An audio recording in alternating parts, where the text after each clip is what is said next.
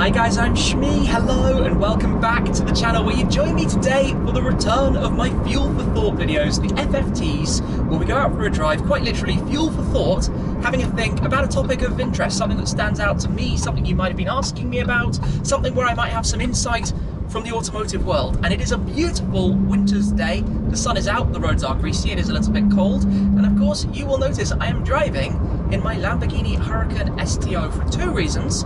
One, I was recently, of course, in Las Vegas for CES, and I met up with my friend Parker from Vehicle Virgins, who recently drove the VF Engineering supercharged STO, and, well, it sounded like a bit of a riot, so it kind of made me want to get back out in mine. The second is that today actually marks 2 months since the last time I drove it, and if you know anything about my car collection at least, I try not to let cars sit for any longer than they need to, and 2 months is pretty much the absolute maximum, unless they're all having some work done or something. So I needed to take it out for a drive. What better excuse? And I wanted to talk to you today about supercar collections, about how I choose and how other supercar collectors choose which cars they're going to buy to add to their collection, and a little bit more of my personal story, but also, I suppose, the impact on the cars that I buy that comes from the internet, that comes from making videos for YouTube, Facebook, Instagram, for social media, etc. But right now, cruising, chilling, taking it easy. This is where this car actually feels pretty normal, to be honest. Obviously, rear-wheel drive, we are on the all-season tyres, as opposed to the more track sticky rubber, but we're in STO mode, and to be honest, I'd forgotten how docile it is. What do we have there? Caterham coming towards. Lovely day to go out for a drive, but obviously on the other hand, if you go into manual and you start dropping some gears out on a national speed limit countryside road, it starts to be a little bit leery. Now, even in STO mode, you don't get the popcorn effect. That only comes in when you turn the car up to Trofeo, but we'll get to that because we've got some nice roads ahead, and I think we might even have a proper tunnel run a little bit later as well. Alas, not really going anywhere very quickly. 35 miles per hour in a 60 limit.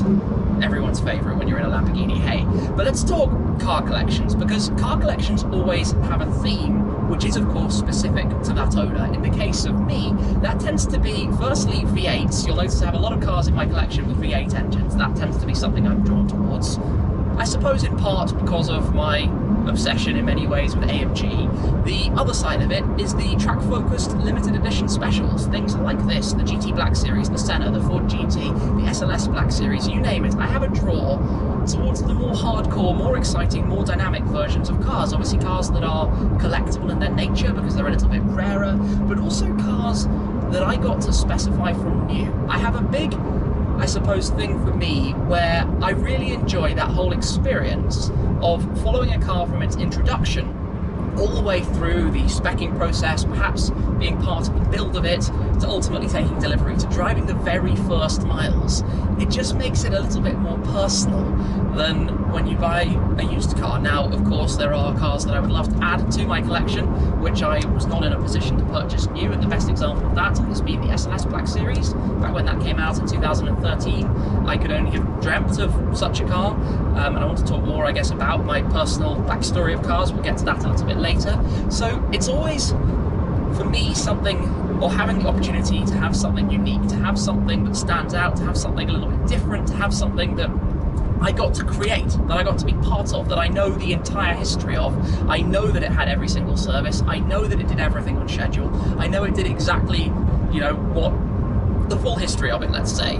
Now, that's for me. Others, for example, might have a draw towards JDM cars, or towards cars from the 60s, or towards American muscle, or towards all sorts of other things, and that's the beauty of every different car collection that I've been lucky enough to visit. They are all different. There are quite a few that might include the 5 Ferrari hypercars, for example, but everybody has something unique about their car collection, and it tells a story. It tells a story in so many ways of that person, of what that person is really into. And as I said, for me, that is often track-focused V8, perhaps mid-engine supercars, mid-front, mid-rear, depends, different types of setups, but also the sheer variety. You know, if you look at my garage, from Focus RS and GR Yaris, through the M3 and the C63 Black, through the G-Wagon, the Taycan for EVs, the G-Wagon for towing, so a lot of different cars suiting a lot of different purposes and doing a lot of different things. Now, when I'm choosing to buy a car, there are obviously a lot of things, a lot of factors involved in the process.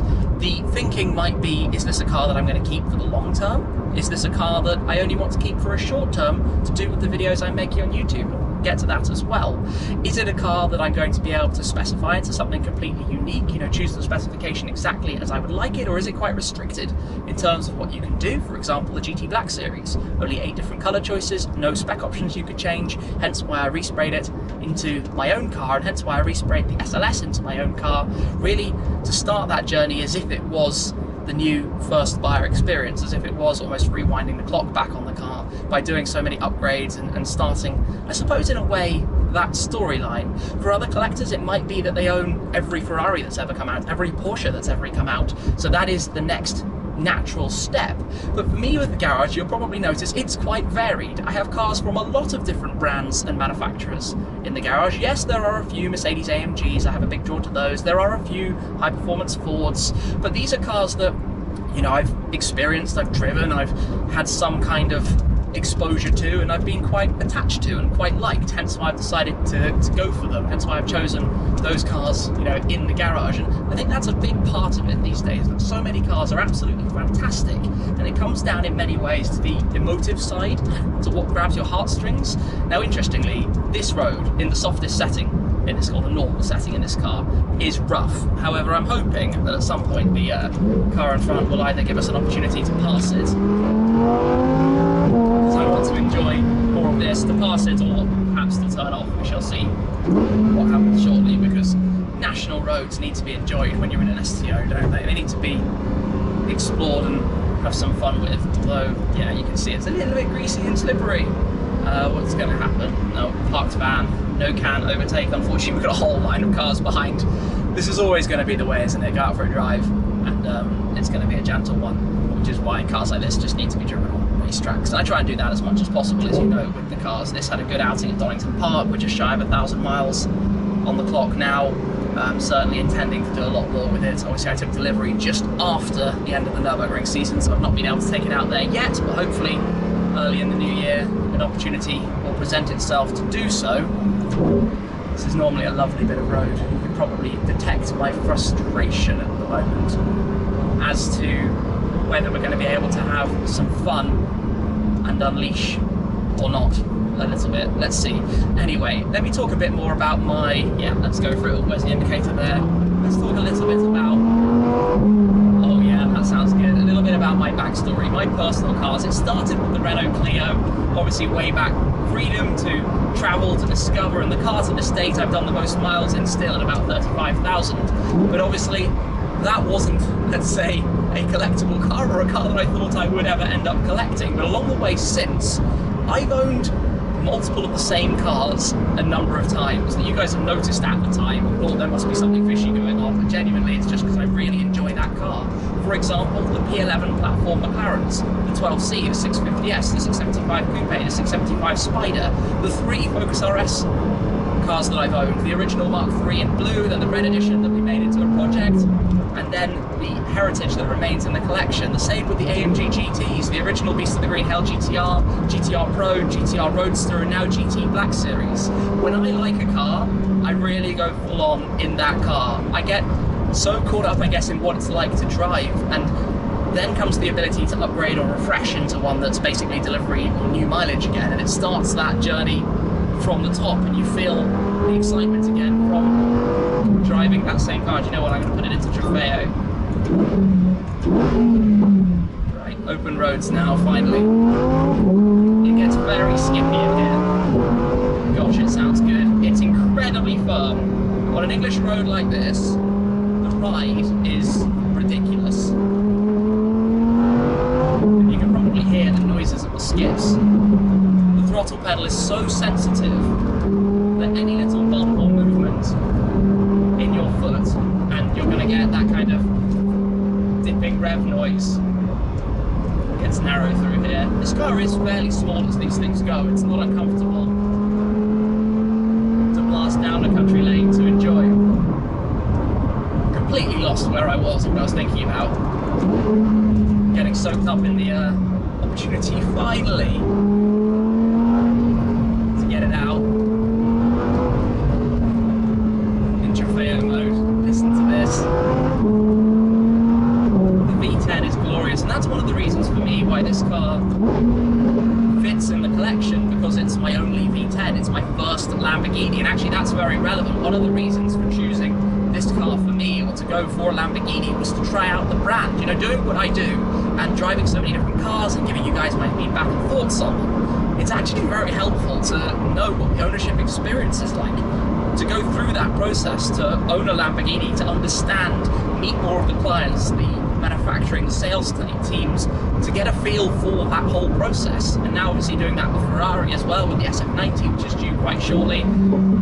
I really enjoy it personally to do that, and I really enjoy it also to get an understanding of it and to share it as much as I think it's so good. Obviously any car like this, even though relatively speaking this isn't that powerful, it's still too powerful, we could say, for really foot down on the public road. If you want to go back 10, you take it to the track, and you know, I'll pop the link to that video if you want to see this car being driven much more towards the edge of what it can do. So much so, in fact, that the brakes actually managed to overheat thanks to leaving the traction control on, which is quite an interesting sensation. What I can tell you from a couple of miles in Trofeo mode is that I need it back in STO, because it gets really, really solid.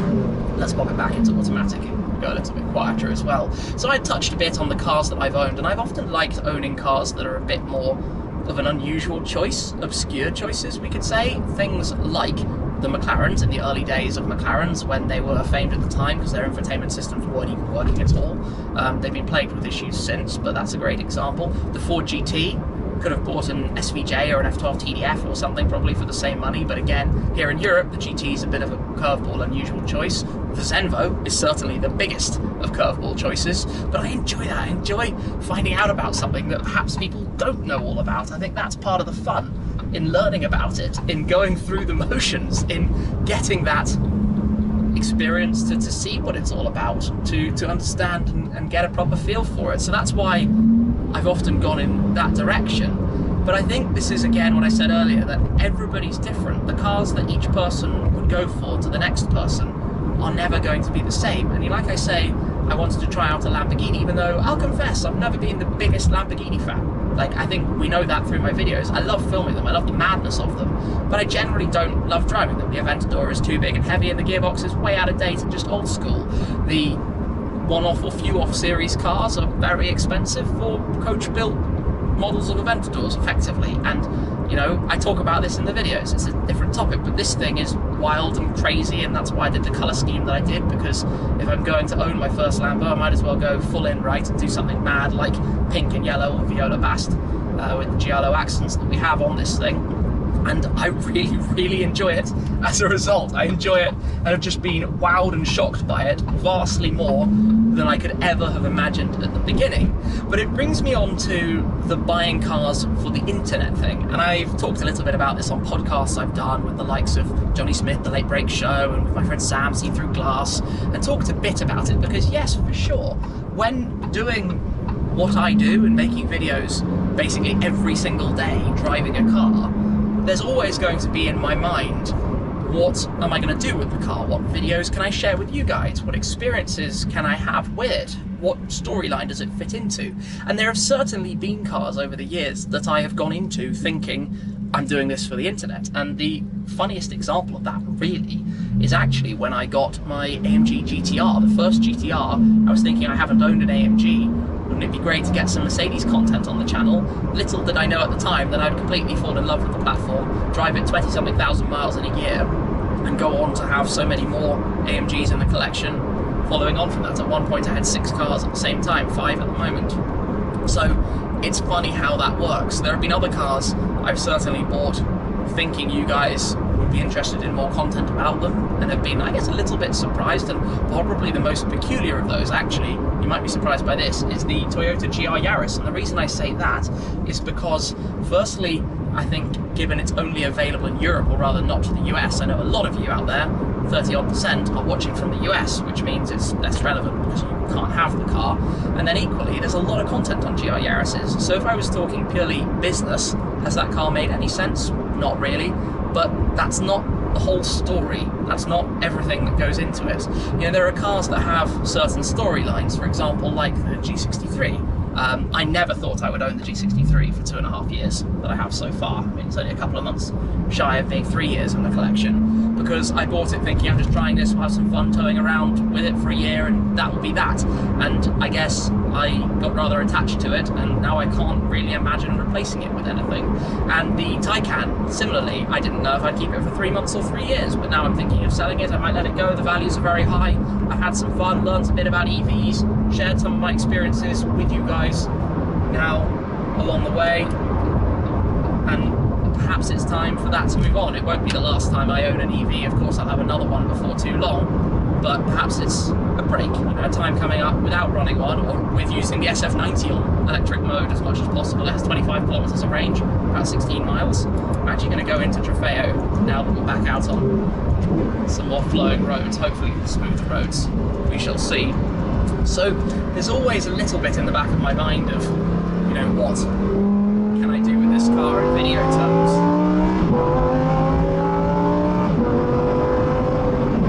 This thing is mental. This car is absolutely mental. What a sound. Low sun in the winter. I apologise if that's been annoying at any point in this video. Oh, what's going on here? Listen to that, the wail of the V10. So I suppose it links back, you know, again to a whole mixture of different things, a mixture of what would my heart like, what does my brain think is a good idea, what do I think is good for the channel, what do I think you guys would like to see. It's a total mix to try and make an equation out of. There's no specific rule that dictates, yeah, I'll get this car for that purpose and this car for another purpose.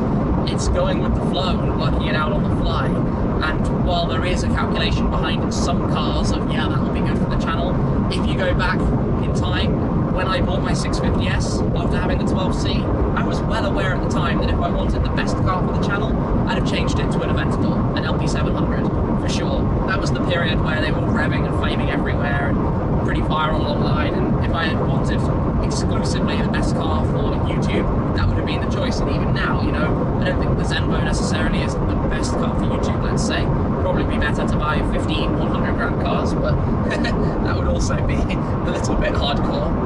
And there's just more to it than that. There's more to this whole thing. It's not as simple as saying, yeah, Should Be 150 only buys cars for YouTube, because it's not like that, right? I wouldn't have bought an old SLS Black Series. Oh, that's so good. It would be all about new stuff, and I do want to get more into all the cars.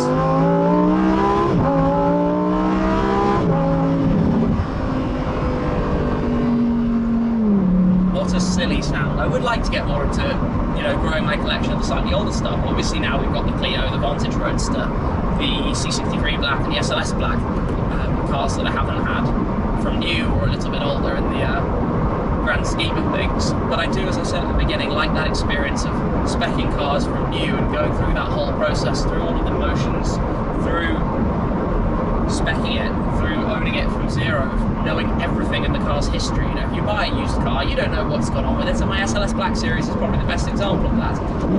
We know that it was down on power. We dynoed it with Lucas at Opus before we did the full Rentec R1 package upgrades. We don't know why, and we've tried to investigate, and a lot of time has actually been spent on that. We'll probably never know.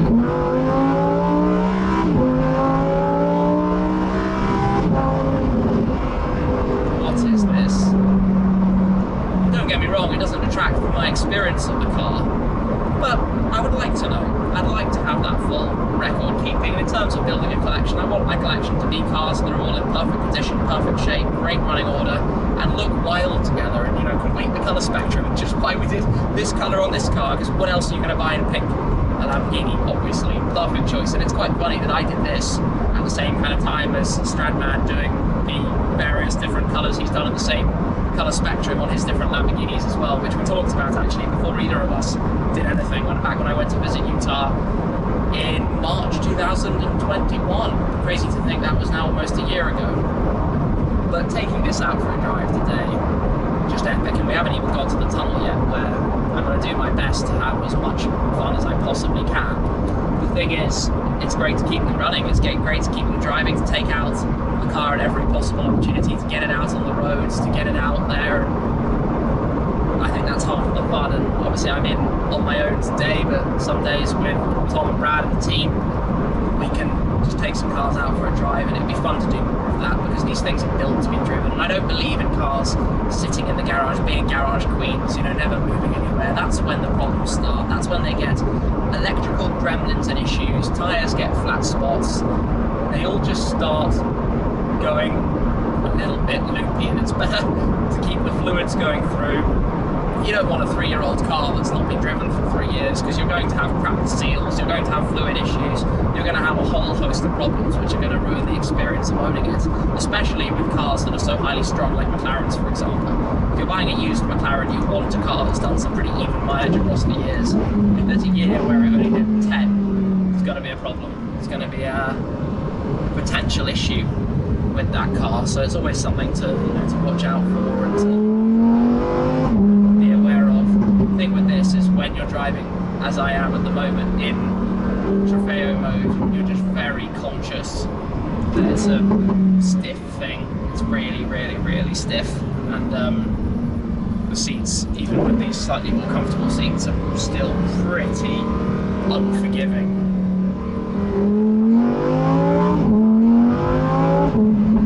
Isn't it mad that in the modern era a car can still be this loud? I don't know how they got away with it. I mean, I'm pretty sure this car does not have an OPF, maybe because it's based on a 2014 Huracan, means they can get away with it, the original LP610-4. When you idle, the valves are open, so the idle sound outside is actually really very loud. It's only when you start moving, the valves close. Don't know if you can hear this.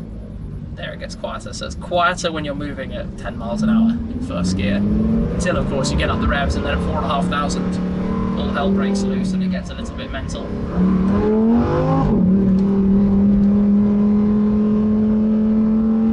Hold the revs.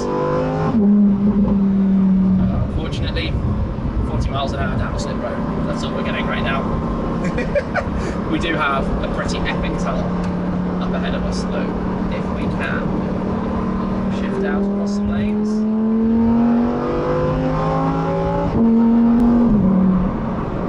What a sound!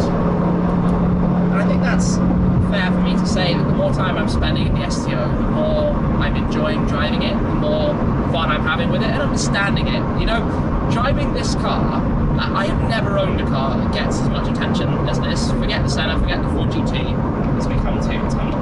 I always get the window switches the wrong way. Into the tunnel, drop some gears. This is silly.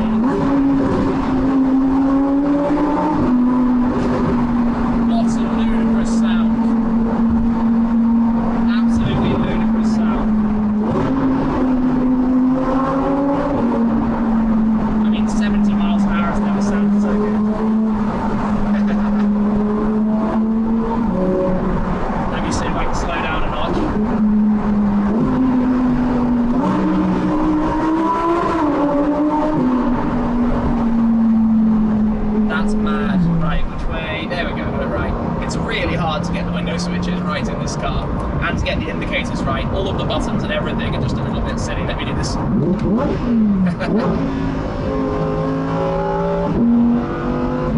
Interesting. Didn't know it'd do that, put it into the lowest gear possible when you're in Trofeo mode. When you go back into gear, they will have again. That was good fun. Anyway, I'm going to take a bit of a cruise back into town now. I've probably waffled on for far too long. But some thoughts, I suppose, from my side about car collections, about choosing cars, about deciding what to go for, what to buy, what to add. But also, I think from my side, a bit of the story behind the cars I've owned and some of the cars I'll probably own in the future as well. And also touching on how this impacts in the YouTube world. I feel very, very, very lucky, thanks to all of you guys, to be able to make videos like this every day, to be able to, I suppose, call my job being on social media and shooting all of this content, and I absolutely love it and enjoy it an awful lot, and it's crazy. It's a complete dream in every possible way. So all I want to say is thank you for being part of this, thank you for coming along for the ride. As you know, I'll always be completely open and honest with you about everything. No surprises, I guess lots of surprises, but good surprises, no funny surprises, no funny play going on behind the scenes. It's just me sharing my experiences with cars. So thank you very much for joining me for today's Fuel for Thought in the Lamborghini Huracan STO. But that is it for this time. Thank you as always, guys, and I'll see you very soon. Cheers!